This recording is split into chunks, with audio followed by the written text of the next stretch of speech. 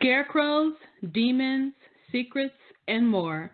Coming up next, right here on The Right Stuff.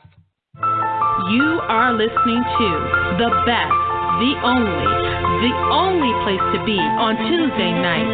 That's right, you're listening to The Right Stuff, and you're at the right place at the right time. From England to Canada, from Detroit to the Poconos, we are showcasing Christian authors worldwide, giving you tips, tools, techniques, and resources for you, the writer, to hone and perfect your craft. Tune in every Tuesday at 7 o'clock p.m. Eastern Time right here on WPJC 104.5. And your host, Parker J. Cole. Hi, and welcome to this edition of The Right Stuff here on WPJC 104.5. Again, I am so glad you are able to join me today. Today's book, we're going to be discussing Scarecrow with returning guest co-host and contributor John Konecki. As most of you know, he is the author of the book Murmurings of a Madman, as he talked about his experience of bipolarism as also poetry and mixing those together. We're going to be talking about that, his newest work, Scarecrow, and some of the other things that he has going on with his career right now. So if you want to weigh in, be sure to call in just a few moments. You know, I always like to talk about speculative fiction during the month of October. It doesn't necessarily mean that I am celebrating, dark things or stuff like that, but I do know there are Christians out there who love to delve into the darkness. They like horror, they like speculative fiction, they like dark fiction. So I always like to kind of showcase that during the month of October, kind of as a counterbalance to all the secularism that is approached when it comes to like Halloween and stuff like that, and not thinking about, that there is another avenue that can be explored through Christian fiction and through Christian writers who write dark fiction. So I'm really glad that this month of October we'll be talking to a lot of speculative fiction authors and some of the darker fiction that's out there. So I'm really excited about that. Some of you know my first book was Dark Cherub, which is a Christian horror story, and that's available on Amazon.com too. And so, we're going to be having a great time on the show today. If you want to call in, you certainly can by calling in at 646-668-8485 and then press 1 to be live on air, or feel free to hit me on Twitter at Parker J. Cole, #RightStuff with your questions and comments. We're going to go ahead and take a quick break. We'll be right back after these messages. Don't go anywhere. More with Parker and her guests on the Right Stuff Radio Show. We'll be right back.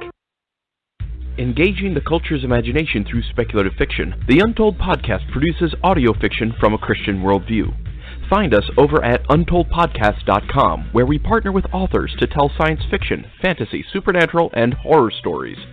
Find links at untoldpodcast.com to subscribe via iTunes, Stitcher, and a variety of other platforms. Each month we produce high-quality audio fiction that's free to download and free to listen. Our submissions are open, and we're always looking to add another great story to over 24 hours of narrative entertainment. Find all of our audio fiction over at www.untoldpodcast.com. Question: if you write a book, everybody will rush out to buy it. Obvious answer, no. If you were a celebrity or if you had a huge marketing budget, then maybe you can get a lot of exposure for your book. Another solution would be to check out joeytweets.com. joeytweets.com is a promotion and marketing service with access to over 1/3 of a million followers on Twitter. joeytweets.com has 3 packages available to fit any budget. That's joeytweets.com. joeytweets.com. Get some serious exposure for your books. We're back, and you're hanging out with the queen of Tuesday night, Parker J. and her guests, right here on The Right Stuff. Hi, and welcome back to the show. You're listening to The Right Stuff here on WPJC 104.5. Again, I am glad you are here with me as we get into talk about Scarecrow. And with me to talk about his newest book is my guest co-host and contributor, John Konecki. John, how are you doing today? Oh, I'm doing fine, Parker. How are you? I'm doing good, John. Again, thank you so much for being with us on the show. I'm always so glad to have you on the show. You know that from the bottom of my heart. And so really want to dig into this book. But I have to preface it with the story because I actually sent this question out to some of our listeners and supporters to see what they thought about it. But to start this off, I went to a writer's retreat last year, and I have this strange fear of bears. Like, I do not want to get ate by a bear. I have no idea why this is such a issue for me. I think it's going to happen. I don't know. But anyway, so there's this issue of me with bears. And so we're going up to this writer's retreat, and as we go up, we start to see large acreage of fields of corn and stuff like that, which is, scary movie hint number one. And then we keep going further. The road narrows down. It's only one way. It's scary movie hint number two. Okay. Then we get to the camp, and there's a crow that flies by me. The scary thing, the scary movie hint number three. So there's all these little things that just put the creep factor in me when I do stuff like that. And then, of course, our cabins were in the middle of the woods, which is scary movie hint number four.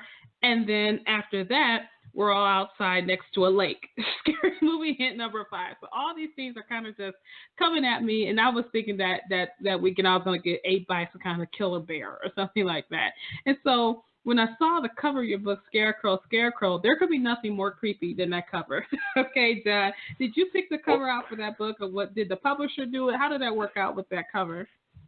Yeah. The original publisher picked that out, but there's a new cover now.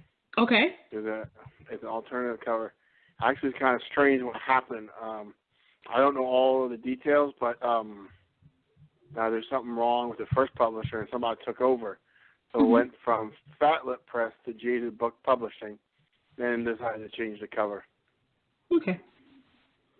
But I still think that was a killer cover, though, with all the different eyes and faces and stuff like that. It was a killer cover. Yeah, and I thought so. I thought so too when I looked at it, and it really grabs your attention, that cover, that first one. Oh yeah. And I absolutely love it because, like I said, it has a definite creep factor to it. That's why I was telling you, like, all the different creep factors I had going up to this writer's retreat. And it's a bunch of us all by ourselves in the woods. And then at one point while we were at the writer's retreat, there's a cabin on a hill, and there's like this bluish light coming from it. Mind you, it could have been just someone's light. But, at 12 o'clock at night, we're out by the bonfire next to the lake. It could be anything.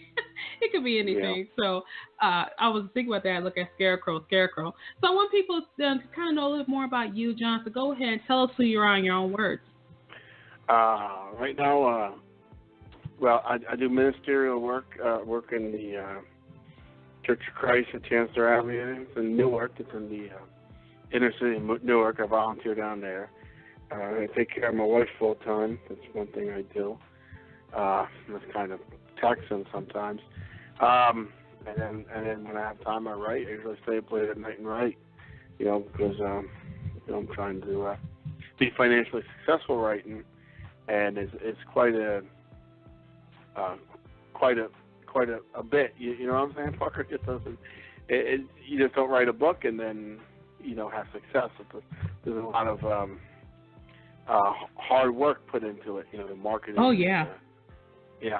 Not like, I don't know, I guess some people, they sign with a big publisher and they have success.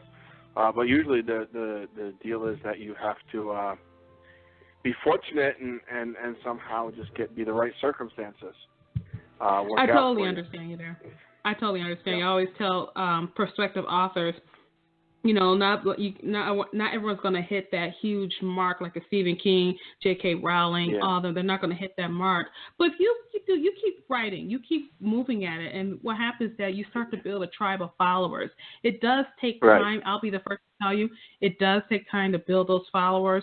But if you keep engaging, you keep trying. Don't ever give up on your dream. A lot of people give up, and that's when they stop. And sometimes I remember that a picture I saw, they show this guy, he was digging, and they show him walking away. But had he dug just a few more feet, he would have hit like amount of diamonds had he kept digging. But because he had been digging for so long, it looks like it won't happen. Well, the thing is that you come to a point where you're successful to a certain extent, and you get published, and then the next thing is and then you have. For me personally, I have 4 or 5 manuscripts that are done to the point where I'm not very good with the editing part. That's never been my strong point. So I really need, I guess, a lot of editing, and I'm still learning a lot too. So I have 4 or 5 manuscripts that are, could be put into books, but if it's not really working, then so I've kind of reverted back to poetry for the past 2 years. I was writing prose a lot, and I was writing short stories, and I had about a dozen short stories published last year and about 10 this year. But it's not in the big name magazines, but smaller things. But that's how you build up a resume, and then you get going. But since I don't have no income coming in, there's a financial clock ticking. So I'm under a lot of pressure, from different areas too. But that kind of just helps with creativity in a sense too, because you have to write. So I totally get that. Sometimes the stress, when you got a lot going on, sometimes the stress, you'd be surprised what stress will do for your creativity sometimes. Because what happens is that it's a no-holds bar. We're going to, if this butterfly is shooting out lasers, it's happening. If we're going to have trees talking and singing in the chorus, it's going to happen. It's going to make sense because the stress of when you need that. And so I like that you said that, John, because some people think they can't write due to stress, so due to financial constraints, where you got to keep writing because you got to keep the income coming in, even if it's a minimum amount. But as long as if you keep that writing, what starts to happen, you build that repertoire. And so, it gives me hope. I have something, because God promised He's going to take care of you. Seek your first kingdom of heaven and all His righteousness, all these things shall be added unto you. But I mean, you can't be idle and say, God's going to take care of me. So you have to try in some aspect. So it brings me a lot of hope, my writing, and a lot of optimism that I'll be successful eventually. But if not, then that's okay. One thing with my wife not being that well and I have to take care of, it gave me the opportunity to follow my dream as a writer, because I never would have had the courage to quit a job and sit home and write. You know what I'm saying? I never would have had that courage in my life. I know that. Beyond a doubt, I was writing on the part time, but it's not the same. Like now with me is like every night I write, almost every night without exception, or at least I try to write. But and I stay up late doing it, and things I couldn't do if I had a conventional job, 9-to-5 job, so to speak. And it's a blessing, that you only live life once. At least I got a chance to pursue this dream of mine. And if I fail, then I fail. I can accept that. Maybe it wasn't for me, wasn't in God's plan. But I got a feeling I'll be successful to a certain extent. And just to get a book published by somebody is, it's accomplishment. Even though it's independent, I'm not with one of these big name companies. But that's good in a way too. We'll see. So all hasn't been lived out yet, has it, Parker? No, not yet. And I love your candor because, I always say keep it real on this show. Want to keep it real. I love your candor. And it brings me to the next thing I want to talk about really quickly before we go into Scarecrow. Scarecrow is, your book about Memories of a Madman. And I know when our listeners were first introduced to you was earlier this year in January, where you talked about your book about Memories of a Madman. And you talked about how you wrote poetry dealing with you having bipolar and dealing with mental illness and stuff like that. So I kind of want people just to get a refresher about Memories of a Madman and what's it about, because I would love for them to love on you and buy a copy of your book and just be blessed by it. Well, that basically is written about a period of time in my life where I was in a state hospital called Greystone, and they put me in there, and the judge threatened me because I was committed. The judge threatened me and says, if you try to kill yourself again, you're going to be locked away. But I never tried to kill myself. So I said to the judge, I never tried to kill myself. He says, well, if I see you again, you're going to be put away for a long time. And the one thing about being locked up, whether it be a hospital or a prison, is if you have a right mind, or even a semblance of a right mind, you don't want to be there. You just don't want to be locked up. Doesn't matter how nice it is.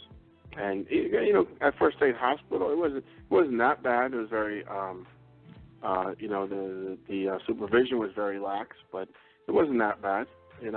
compared to others. But when he told me that, then I kind of like it straightened me up, and I, put my mind to taking my medicine and stuff like that. So that period of life, I had reflections of, and I wrote poetry from that period of life. Sylvie, please don't touch that. Don't touch that. Yes, Sylvie, please don't touch that. Sorry about that, Parker. No problem. Come on, go in the bedroom. Yeah. Hey, Sylvie, you want to say hello? Say hello. Mm-hmm. Say hello. Just say hello. So who are saying hello to? That's my wife, Parker. Yeah, I know. You Yeah. say you're taking care of your wife. Yeah. Yeah.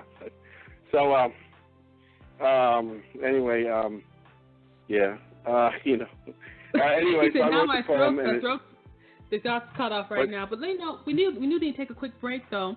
And so let me take a quick break, John, really quickly. And if you're listening in, you want to weigh in on our topic, you certainly can by calling in at 646-668-8485. Then press 1 to be live on air. Or you can hit me on Twitter at Parker J. Cole, #RightStuff with your questions and comments. We're going to go ahead and take a quick short break. We'll be right back after these messages. Don't go anywhere. More with Parker and her guest on the Right Stuff Radio Show. We'll be right back. Are you a reader looking for more compelling Christian fiction? Maybe something a little more edgy or a bit more real? Are you tired of most Christian fiction shying away from the truth and settling for a rose-tinted view of the world and its issues? Or are you an author who has a compelling story to tell, but you're afraid it doesn't jive with today's brand of Christian or secular fiction? Are you tired of Christian publishers telling you that your content is too edgy? Or maybe you've tried submitting your content under the radar to secular publishers only to be told your themes are a bit too religious? We invite you to take a look at the Crossover Alliance. We are an online publishing company that specializes in edgy Christian speculative fiction with Christian themes and real-world content. Our company is formed from authors and readers just like you who are breaking into the mainstream and Christian markets with this compelling genre. Head over to the www.thecrossoveralliance.com for all the details on who we are, what we do, and what we accept. Right now, if you sign up for our email newsletter, you'll receive a free digital copy of our first short story anthology. Check us out today and help us spread the word about the Crossover Alliance, where light shines brighter in the darkness. Have you read the latest issue of Sormag Digital, the award-winning literary magazine for multicultural readers and writers? Sormag Digital is available quarterly and showcases interviews with the best authors in multicultural literature. Sormag Digital features craft and business articles for those interested in writing. If you're looking for a good book, check out our book reviews on what's hot in multicultural literature. For writers looking for new readers to get in front of, Sormag Digital is the perfect place to introduce your book. We offer advertising spaces that fit your promotional budget. Get your free subscription on Sormag.com or order a print issue on magcloud.com. If you would like more information about Sormag Digital, check us out on Sormag.com or contact us at sormag@yahoo.com. Sormag Digital is the magazine for multicultural readers and writers. We're back, and you're hanging out with the queen of Tuesday night, Parker J. and her guests, right here on The Right Stuff. Hi, and welcome back to The Right Stuff. I am so glad you are here with me. I'm your girl, Parker J., and we are just having a great time talking to my good friend, John Konecki. He is the author of the new book, Scarecrow. It is a horror book, and like I told you guys before, I do like horror. It was my first love before romance, and so I'm real glad John's here to help us just really unpack the topic of his book. And John, once again, thank you so much for being with us today, talking about your book, Scarecrow. That was my pleasure. Thank you. You know, one thing I told you earlier when I talked about the cover of the book, how it creeped me out. And so I sent a question out basically to our listeners. I was like, what things creep you out? Is it scarecrows, dolls, stuff like that?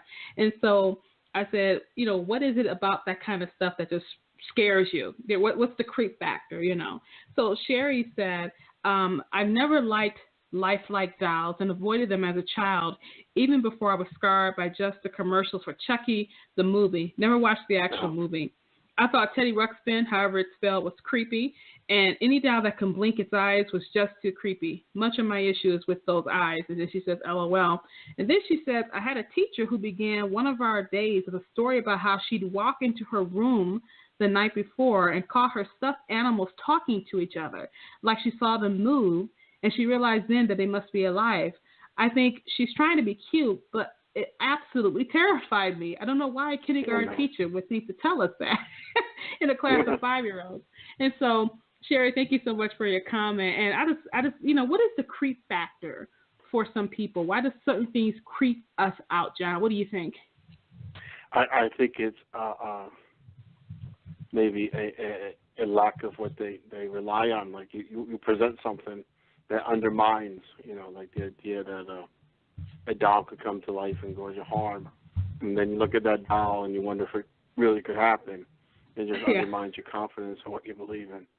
If anything can happen, if the Scarecrow can come to life or haunt you in your dreams or whatever it is, then that kind of disturbs you. It's not really the frightening, is it, Parker? Right? It's not really when you read the books, it's not really it's scary sometimes, but it's like the disturbing stuff, things that just get under your skin and stick with your mind. Like I was reading Stephen King, and it was a short stories, and it was about the school teacher thought the children were aliens, so she was taking them one by one and shooting them, and that's not scary, but it's disturbing.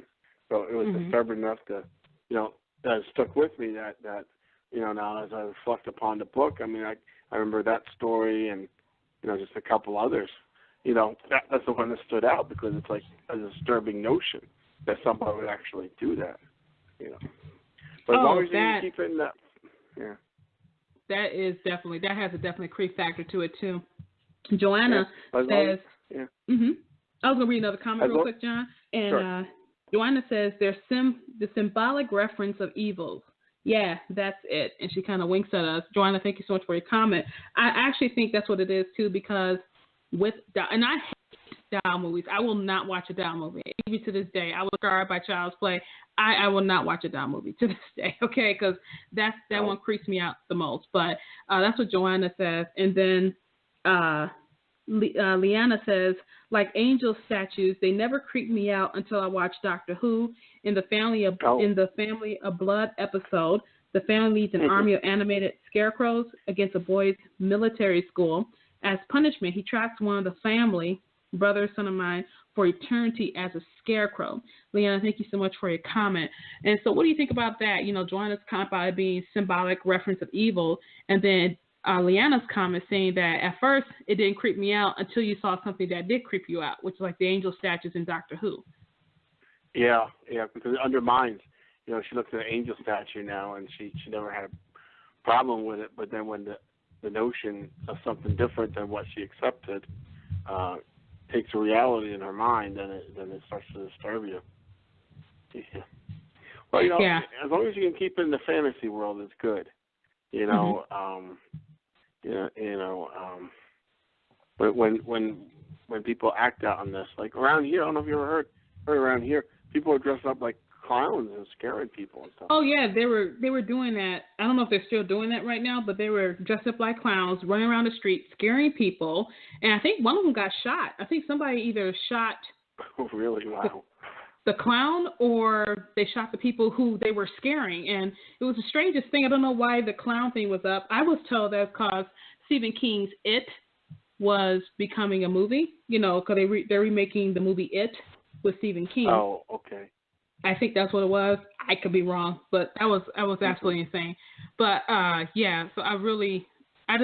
what is it about the deliciousness of being creeped out, though? Even though we're creeped out by these things, why do we like to be scared? Because it kind of goes to why do you like horror? Why do we like to be scared? It's like a rush, I think, because God put that fear into you for some reason. Fear Him. I don't know if it's the same horror He wants, but it's a protecting thing. Like it's like you and the bears. If you ever saw a bear, you'd probably run real fast because of the adrenaline and the horror. Gets your heart pumping and all that stuff and your brain thinking. So, it's just like, that rush of the horror that comes into you. It's maybe it's not wholesome, but it's real and you can play on it. It's like sad songs, why do we enjoy sad songs? Yeah. Songs that, that make you cry, Yeah. Because it evokes something in us that's natural. Sorrow's emotion, we cry. So horror is in the same way. Joy, too much joy can, overdo you too. So it just plays on one of the elements, and it takes it to an extreme. I like how you said that. I like how you said that too. Now, there are some people listening, and I said the words earlier, Christian horror, and I have had some responses to that topic when I say Christian horror. Now, I know you said this book wouldn't be described as Christian horror, but you do have some Christian elements in there. So, yeah, this one, go ahead. Yeah, go ahead. Yeah, I mean, the woman, well, basically, you know, I don't want to give too much of the story out, but the woman is she didn't do the murder, but she was like in a satanic cult, and a murder took place, and it turned out to be one of the prominent citizens in Mercer County, Iowa, which is a fictional county in Iowa. So, you know, the murder took place, and she literally got blood on her hands moving the body, and so she's on she's leaving Mercer County, and she's a singer, and she's on her way to New York City, and you know, she's fleeing. She don't want to get charged for the murder, and she has her dreams. And so she sits next to somebody in the bus, or rather somebody comes sits next to her, and he's a young man going to engineering school in New York City or thereabouts, and he happens to be a Christian. So I bring in the Christian element that way as, you know, it's not, I don't know if I designed it that way. I just wrote it. You know, I don't know what motivated. You know, like some people, they look at literature and they have all this symbolism and stuff like that in it and things like that. Mm-hmm. If that's in my writing, most likely it's subconscious that brings it in, because I really don't try to do that. You know, in my poetry I will use you know, metaphors and stuff like that. But in my writing, I just want to tell a good story. And you know, I put in the Christian element, and I have fun with it. You know, like in one scene, they're having dinner, and he's praying, and he prays for the food, but you know how they pray, you know, it's like, bless the hands that prepared it, right? Yeah. So the woman, and Anne McFry, she goes, well, that's very selfish of you. And she goes, why? Well, what about the waitress who brought out the food? And he prays for her or something like that. He goes, what about the people who delivered it? What about the people who grew it?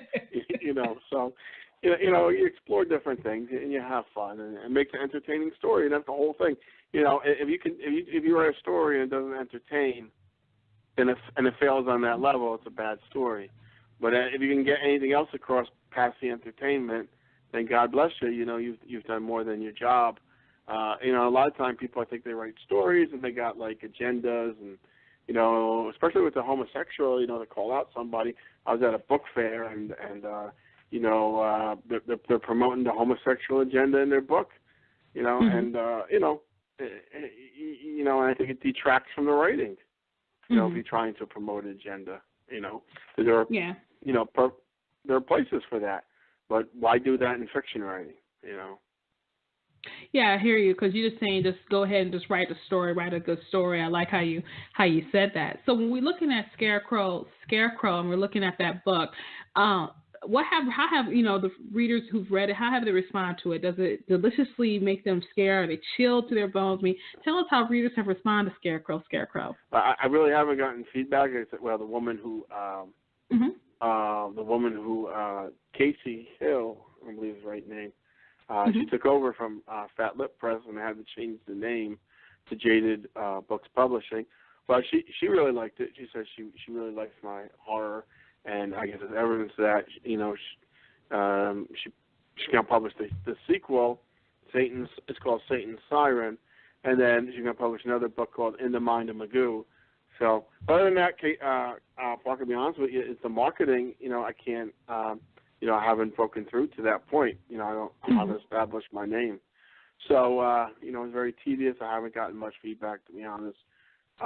You know, but we'll see. Time will tell. You know, I'm hoping I got a book come out. We talk about mental illness, and the book I wrote, Murmurings of a Madman, that detailed my time at the psychiatric hospital, Greystone Psychiatric Hospital, where Woody Guthrie was a patient, by the way.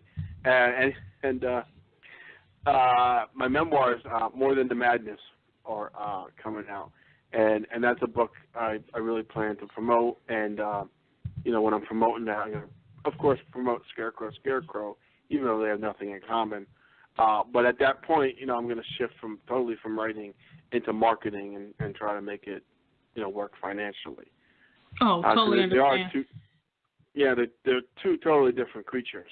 Yes, they're two beasts that try to eat you up. The writing and the marketing. There could really be. You probably write a horror now on that just yourself. And we do have a caller. I love the. John. Oh, okay. John, we do got a caller calling in. We got a caller calling in from 517 area code. Caller, how are you doing today? I'm good. How are you doing, Parker? I am doing fine, thank you. This is Leah. Oh, Leah, how you doing? I'm glad you called in. Did you have a question or comment for our guest?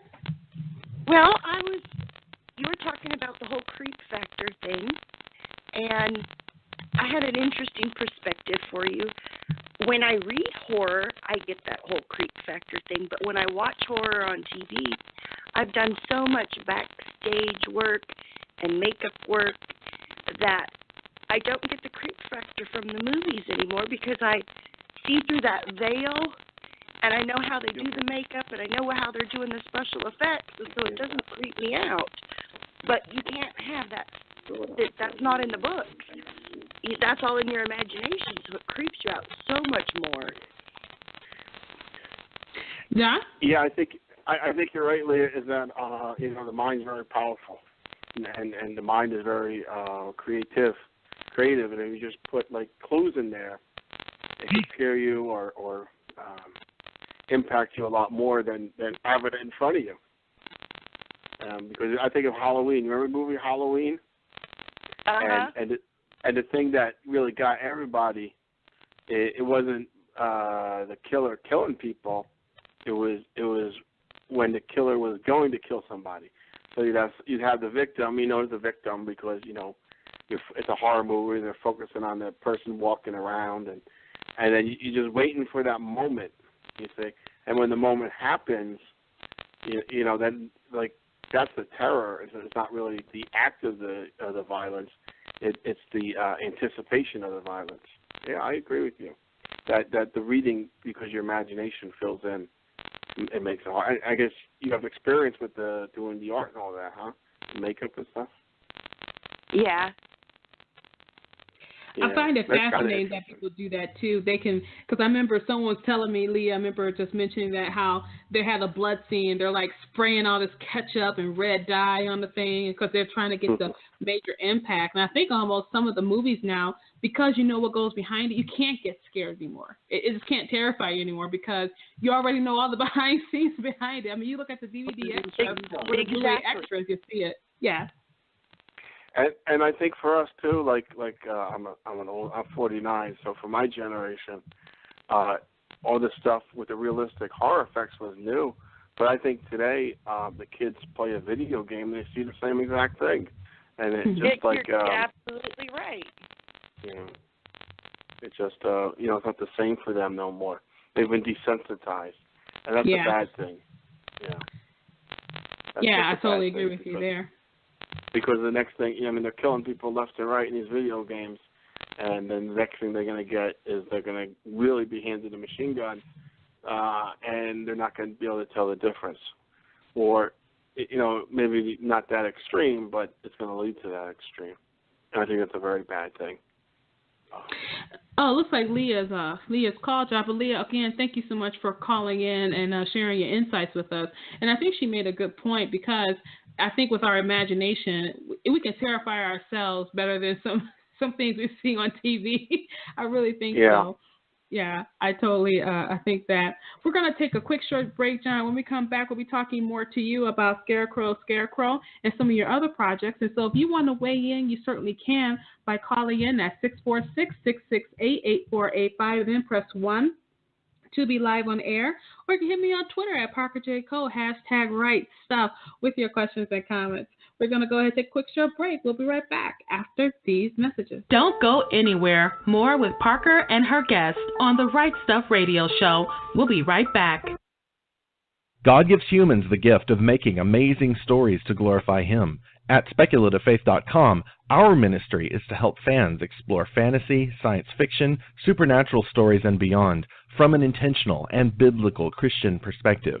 We share daily articles and have extensive archives tackling hot topics like end times beliefs, the art of writing, creative excellence in the Christian subcultures, discernment, sex, magic, Harry Potter, and space aliens and the Bible. If you are a parent or anyone else with a discriminating palate, our reviewers explore fantastical novels, movies, television, and games in light of God's beauty, goodness, and truth. Want to find Christian stories? The Spec Faith Library lists every fantastical novel we can find from a Christian author. It's all part of our mission to discern, engage, and enjoy fantastical human creativity in honor of our Creator, Jesus Christ. SpeculativeFaith.com, exploring fantastical stories for God's glory. Authors, are you looking for a new way to get your book in the hands of new audience of targeted buyers? Then a virtual book tour is for you. Right now, virtual book tours is an excellent opportunity for you to introduce your book and who you are as an author. Launching your book is very important. A virtual book tour will connect you with readers. We at WNL, we specialize in book tours, book blasts, radio tours, cover reveals, and Facebook chat. Promoting and marketing your book is what we do. Online publicity, the exposure and the publicity is what you need. Let us help you reach new readers and a new audience. We take care of everything so you don't have to. We set up the tour for you. We connect you with bloggers to advertise your book by way of interviews, guest posts, and reviews.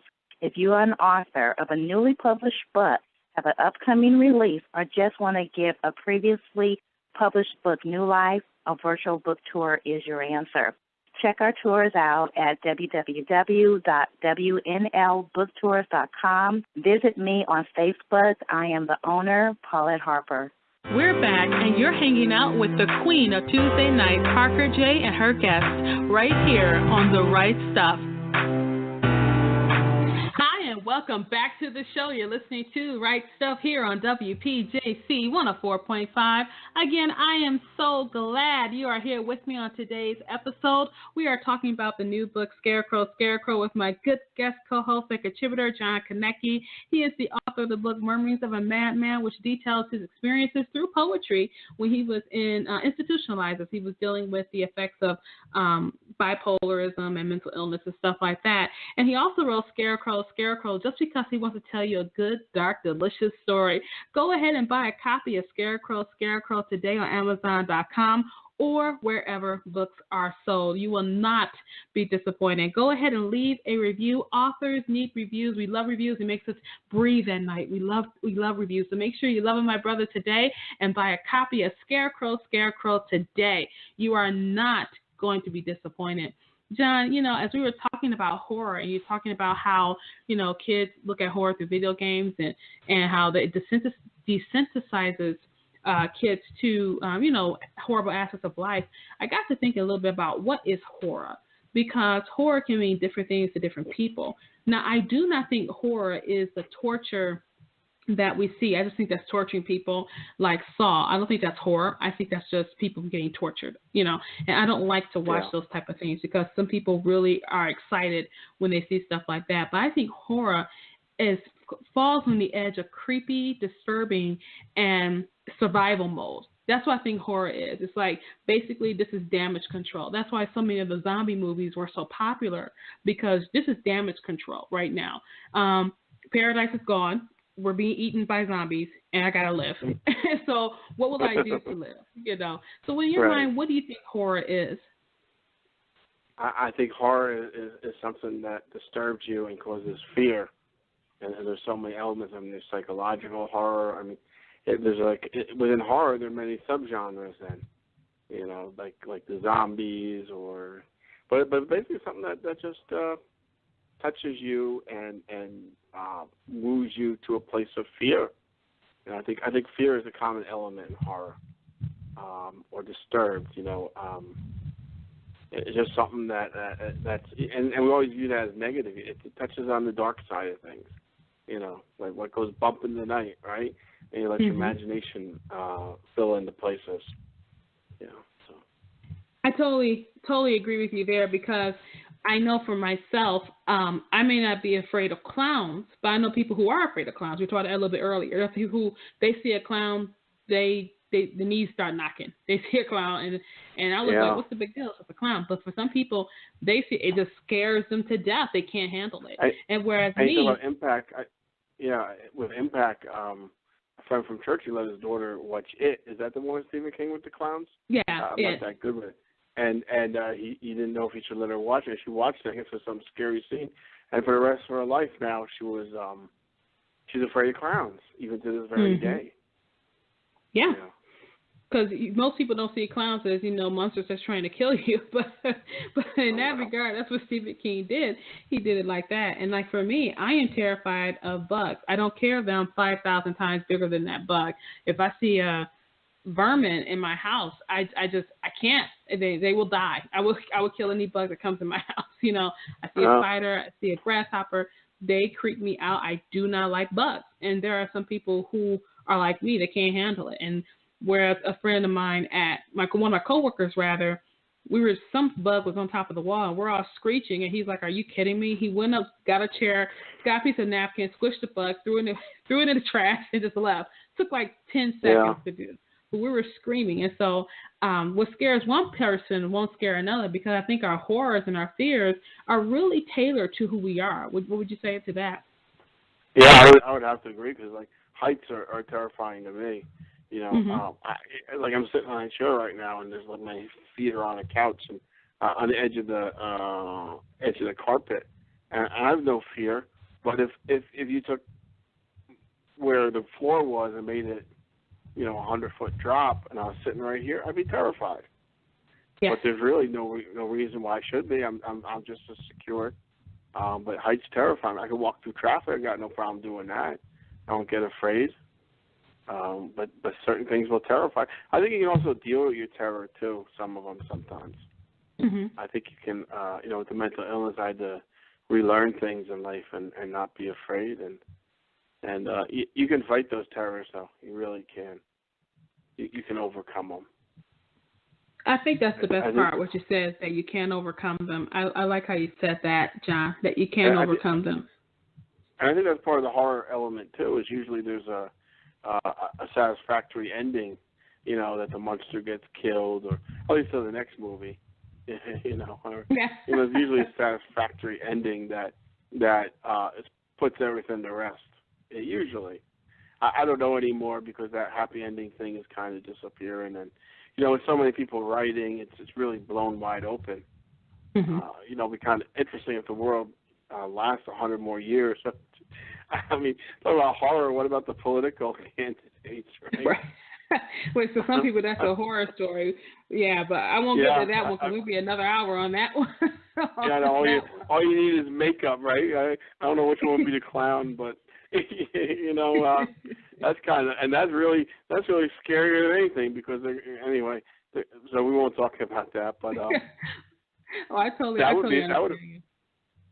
Life is always more comes up with better stuff than fiction writers, because God's writing life and he's a little more talented than us, huh? Amen. I like how you said that. We did get another comment. We got a comment from Jeremy in Dothan, Alabama. Jeremy says, "Scarecrows, angels, mannequins, ventriloquist dolls, they're all pretty much the same. I've never been scared of them per se, but I do find them creepy, and all the more so, the more lifelike they are. I think a lot of it is specifically because we know they're not alive, but what if they could be? And they just hide it really, really well." Okay, Jeremy, thank you for that comment, because that is the whole point of my fear of doll movies and dolls, is because of that, that there's some secret life that the dolls are living. So thank you for creeping me out even more, Jeremy. And so what would you say to that, John? Yeah, it's what could have been. That's what in the book, right? Like the first scene, the first half of the book, she's just sitting on the bus. Well, she moves around on the bus a little bit, but different things happen to terrify you or to disturb you, and it's just all in her mind. But then now she has flashbacks in her memory, and I don't know. I really wish people would read it and then give me an honest evaluation. Now, I don't mind failing in life if I'm a bad writer. I don't want to fail in life. And H.P. Lovecraft, you're familiar with him, right? Yes. But in his lifetime, he was quite not successful. I mean, he had a moderate degree of success or a minimal degree of success, and now he's recognized as, you know, one of the forefront writers of all horror. Yeah. And you know, he's mimicked and copied, and you know, if you look into the, you know, I look a lot into the magazines, and I'm on some Facebook sites that advertise the horror, what they want. H.P. Lovecraft is consistent. Everybody wants, you know, to imitate him and replicate him. But while he was alive, he lived in poverty. Mm-hmm. So I don't want that to be me. I want to, you know, just keep pushing, because the thing about H.P. Lovecraft is that a lot of his horror is very distinct. It has a distinct genre to it. It's often quite desolate, more of a lone, like if you're a loner, and the unordinary suddenly becoming extraordinary in weird, fantastic ways. Especially his horror tend to leave a lot of questions more than answers. And that actually is horrible in and of itself, because we as people are driven by wanting to know the answers to everything. And we can't have those answers for some people. That can be a problem. So now, real quickly, John, when you were writing Scarecrow, what was one of your favorite parts about Scarecrow that you absolutely love? Was it just a particular scene? Was it a particular character you really related to? What was one of your favorite parts about writing Scarecrow? I kind of like the interaction between the woman and then the Christian guy, because he's kind of like innocent, but like bumbling. You know, he's like a bumbling Christian. So he makes like a joke about I heard New York City, the streets are covered with gold. You know how the Bible talks about heaven, heaven, and then you know, that's why. And then he goes, I guess you didn't read your Bible. And then he goes, you know, I believe in God, and this woman's a Satanist, you know, and she's saying, you know, she's in her mind, she's hoping for some real good persuasive argument, you know, that maybe is something to grasp on. You know, because I portray her as really empty in life, you know, and I think that's accurate, you know. Yeah.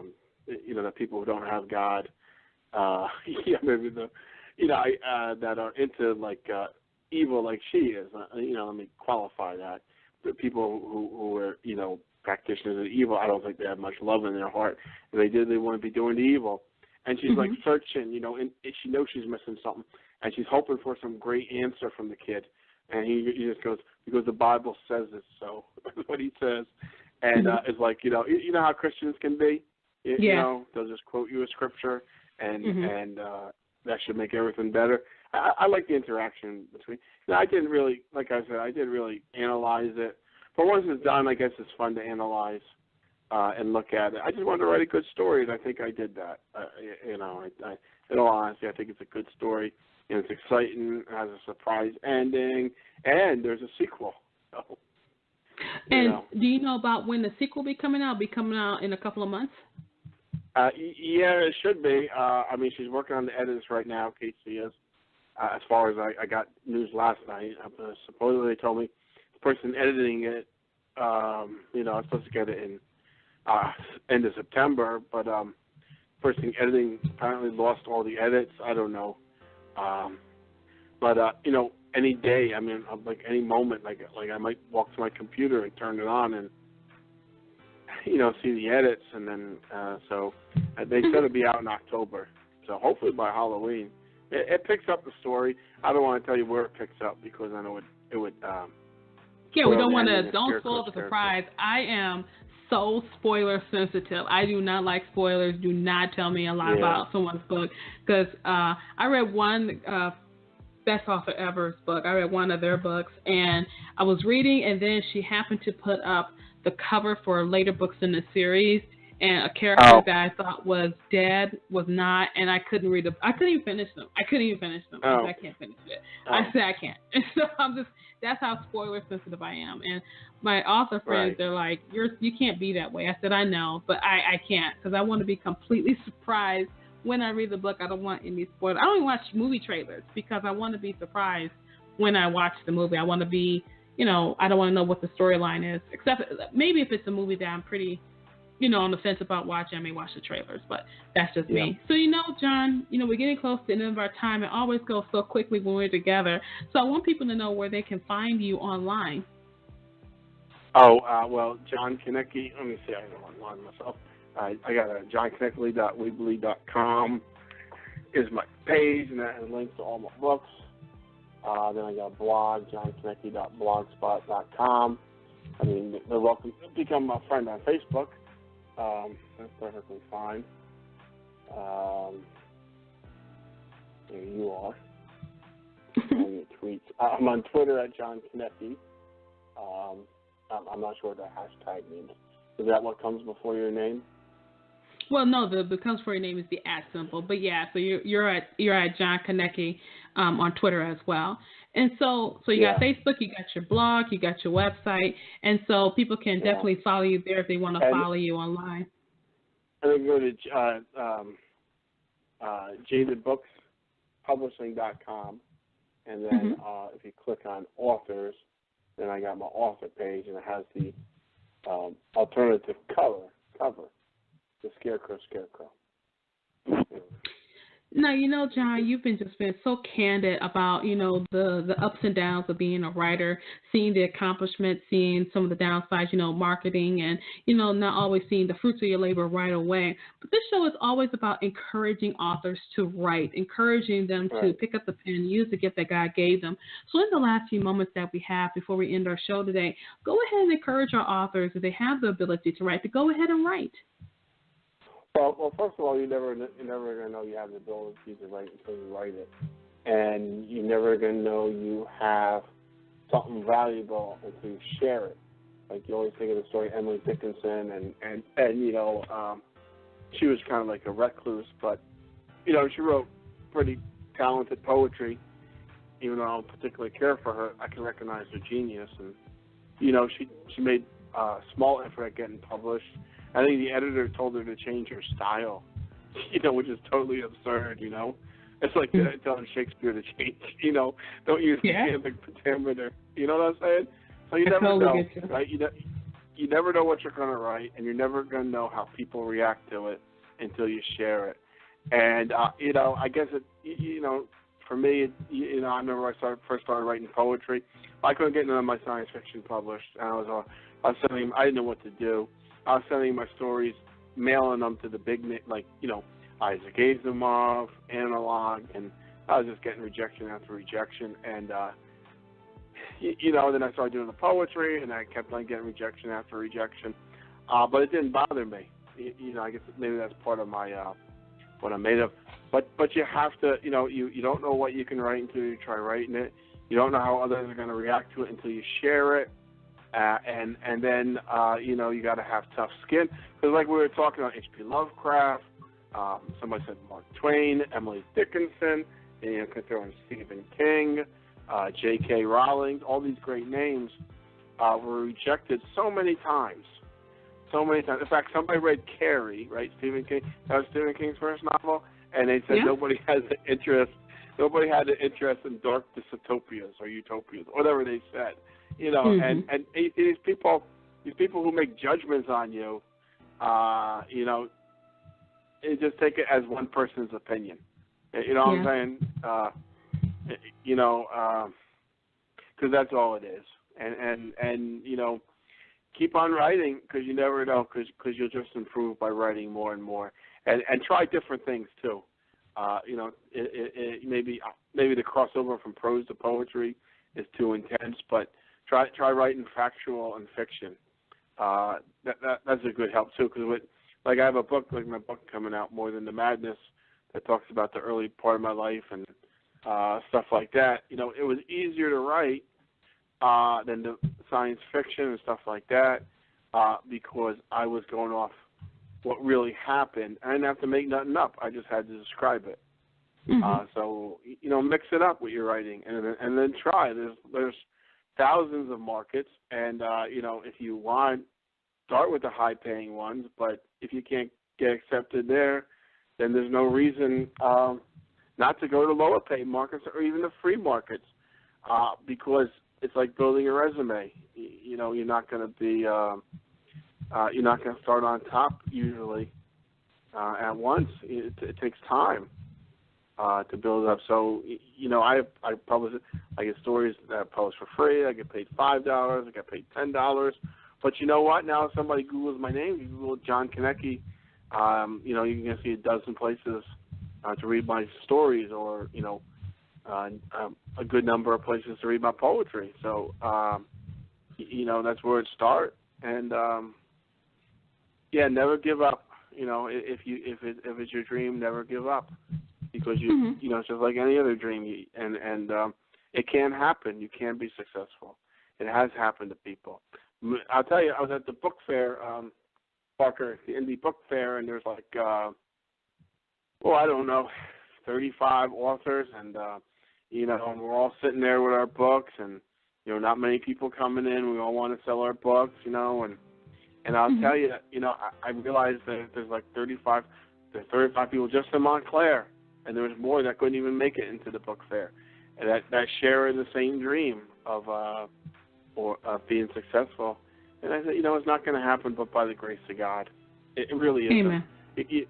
For anybody, I don't care how talented you are. Because like Emily Dickinson, right? They consider her the best female author, right? Whether that's true or not, it doesn't matter. Some people consider that. If you look at in the time of her living, she was a failure. But history has proven that not to be true. Never listen to nobody's judgment. It's just one person's opinion. And people, they'll put you down. If they can't put you down in a nice way, what I'm saying, it's probably because they've never written themselves, and or if they have written, they're probably terrible. Because there's no, John, you've just given us such a lot of nuggets and wisdom of gold in that response. I really appreciate you taking time to be with us on the show today, and can't wait to read Scarecrow, and I'll be sure to give you my honest opinion. And thank you so much for being with us today. Yeah, and you can even get the what's that called, the Kindle book. Yes. And not invest that much in it. And if you do get it, please give it an honest review on Amazon. And check out my other writings. Go to my Amazon page or my website, and depending on what you like. I have another book that's Sunset Sonnets, and it's about dying, but that's a really Christian book. It's a spiritual book. There's when life fades away. I don't even know. When life fades away, what happens? What do you have to say? Life is at the poem. Life is at the heart of the poet. What about death? It deals with death. I'm kind of upset because there's a couple of typos in it, but then nothing's perfect. That's for another day. But I'm really excited to look out for More Than the Madness, Parker. I'm going to send you an email when that comes out. That should be out. Well, sure. We'd love to have it. I would love to have it. John, we're almost out of time, John. I got to cut you off because we're almost out of time here. But thank you for being with us on the show today. I really appreciate it. My pleasure, Parker. Thank you. And we were just having a wonderful time with my good friend John Konecki. He is the author of the book Scarecrow, his new horror book out. You can get it on Amazon.com at Jade Publishing or wherever books are sold. Don't forget to get a copy and love him, my brother. Let him know what you thought about it. The sequel will be coming out soon as well, called Satan's Sirens, and so that's going to be good as well. Make sure you love him, my brother. And also his other book, Memories of a Madman, which just details his experiences of being in a psychiatric organization dealing with the issues of mental illness and bipolar, things like that. So go ahead, buy a copy of that book today. You won't be disappointed. Thank you so much for joining me for this edition of The Right Stuff. You have a wonderful, absolutely blessed day from the Queen of Tuesday Nights, Parker J., and God bless. Thank you for joining us for this edition of The Right Stuff. Follow Parker online at parkerjcole.com. To hear this show and other shows, visit the show archive at therightstuffradio.wordpress.com. We'll be back same time next week, 7 p.m. Eastern Time.